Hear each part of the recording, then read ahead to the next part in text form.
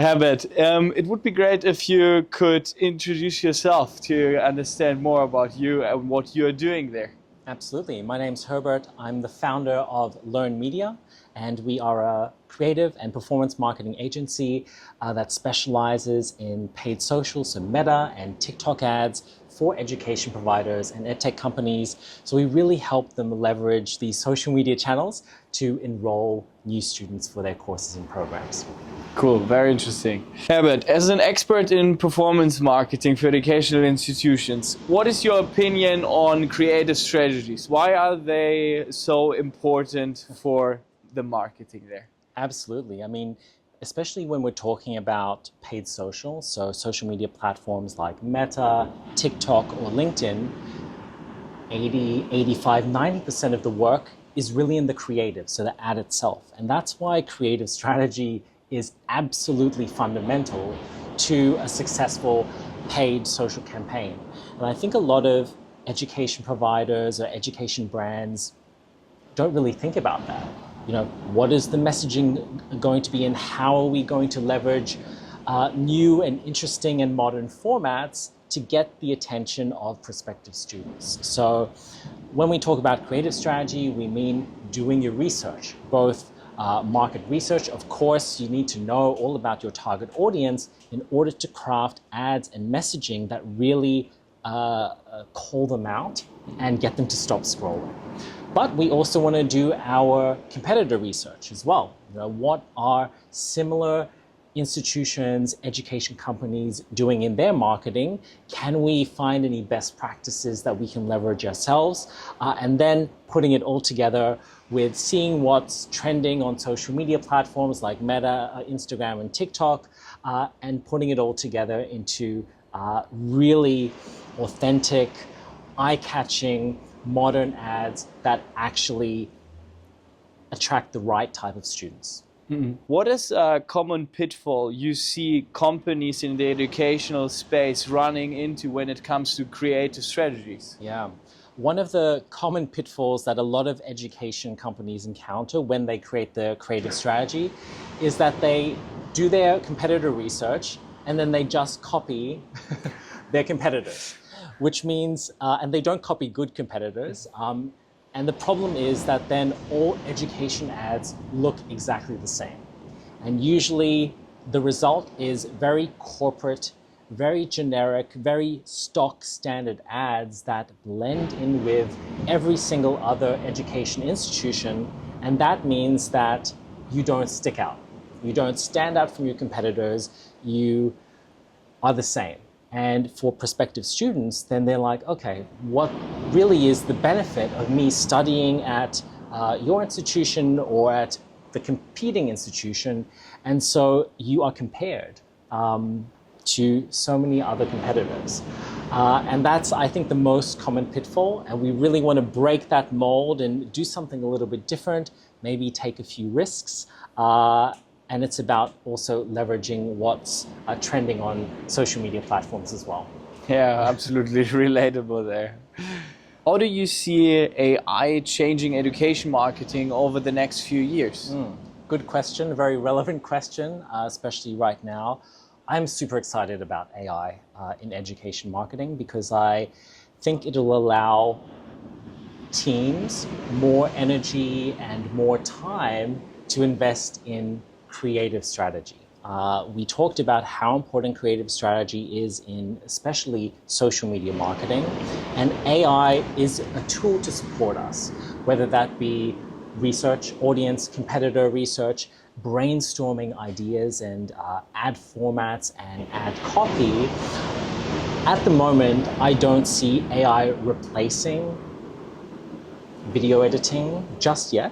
I also don't see AI replacing content creators, whether that be a real student, whether that be a founder or an external content creator. Maybe that'll happen in 1-2 years' time, but at the moment, I think people want to see authentic voices, authentic faces, real faces of students, and I think that'll be really hard to replicate. I mean, who knows what will happen in 2 years? Things are moving very quickly, and in next year we might have AI avatars that are so realistic that you won't be able to distinguish whether or not it's a real person or if it's an AI avatar.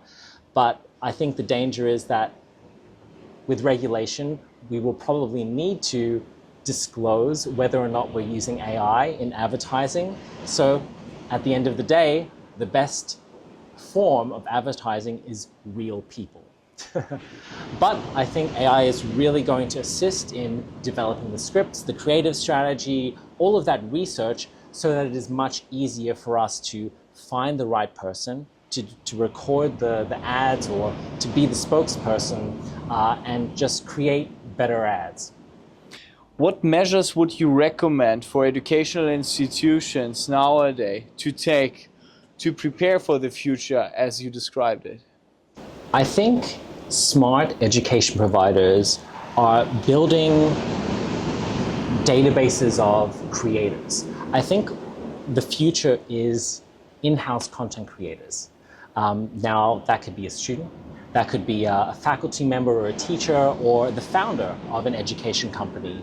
And that will really give you the edge because you cannot replicate that. Like, your competitor cannot copy your student, cannot copy a founder, cannot copy these personal stories and transformations. And that really is what's going to give you the edge, even if it's supported by AI. So really building some sort of creator academy. I've seen a couple of our clients have an internal creator academy where they're training students and faculty members to become in-house creators. I think that is such a smart idea, and more education providers and institutions should be doing that, or having a pool of ambassadors that they can use for content creation as well. Very interesting perspective. Thank you.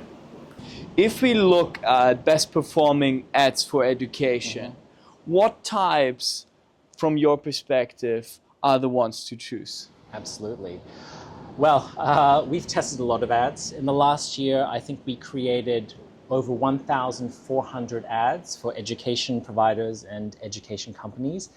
And a few formats really stick out and perform in nearly every ad account. One of those is a press release ad. And so leveraging any news or media press releases that are about your education institution, maybe it's about the founder, maybe it's about your programs or courses, and being able to use that news outlet, whether it's the Financial Times, it's Forbes, your local newspaper or national newspaper, to add that credibility.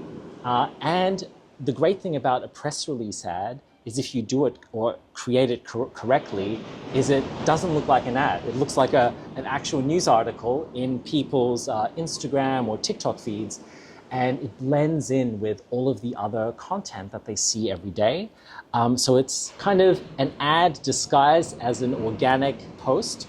And so that works really well. We've seen fantastic engagement and really good conversion rates for those press release type of ads. Another type of ad that works really well is a statistics ad. Some people use their logical side of the brain, so they want the facts, they want the figures. You know, how is this going to benefit me? What is the end outcome? And having those in an ad clearly showing, for example, 97% of our graduates get a salary increase after their course. That's a very powerful statement. And a lot of people want to see what that end outcome is going to be. Or if you want to boost social proof and trust, is having, for example, how many students have gone through your programs? In how many countries are your students from? How many programs do you have? What is your Trustpilot or Google reviews? Things like that. Again, to leverage other sources of information to build that trust with prospective students.